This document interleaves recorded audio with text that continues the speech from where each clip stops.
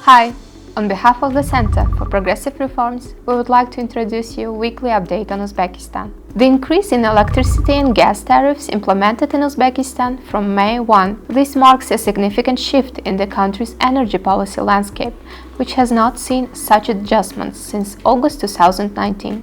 This long-awaited step has potential to impact heavily the socio-economic fabric of Uzbekistan, while opening opportunities to advance reforms in the allying energy sector.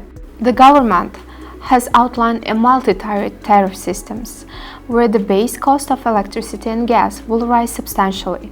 For instance, electricity costs for typical household consumption up to 200 kilowatts per month will see an increase from 295 to 450 sums, and similarly, natural gas will rise from 380 to 650 sums for up to 500 cubic meters the heating season.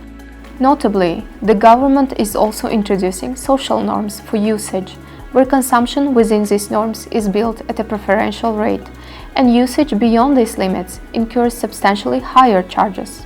The revision of tariffs has been justified on several grounds. Primarily, the cost of producing electricity and gas has significantly surpassed the revenues generated from the existing tariffs. A gap widened further by inflation rates, which have soared to 66% since the last tariff adjustment. This economic backdrop has strained the operational capacities of energy providers and necessitated an urgent recalibration of pricing structure to ensure sustainability. The increased tariffs pose a considerable burden on households, particularly given the high inflation environment.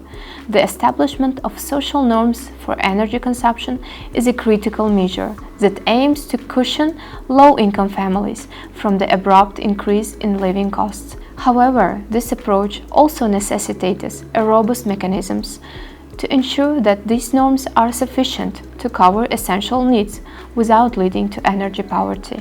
The government took its time to ensure robust social protection to accommodate the needs of the most vulnerable.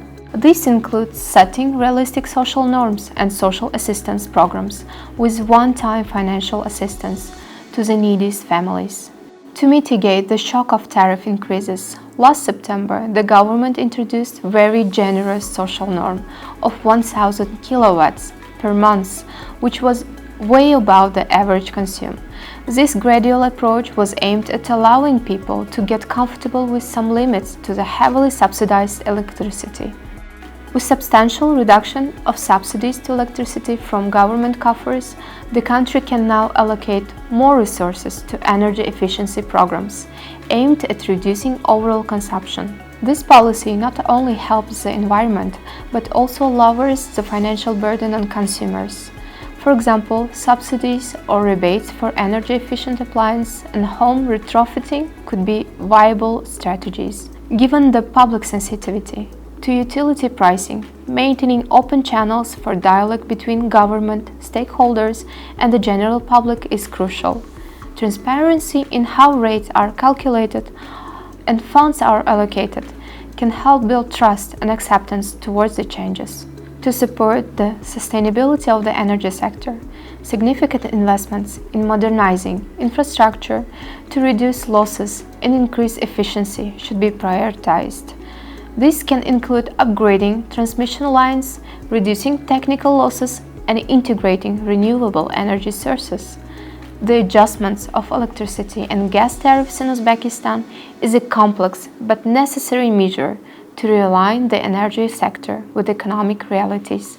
While it presents challenges, particularly for low-income families, it also offers an opportunity to reform the sector in ways that can lead to greater efficiency and sustainability.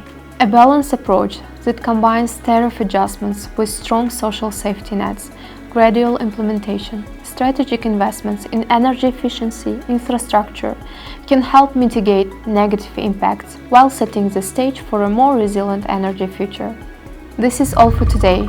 For more updates, visit our website proreforms.uz.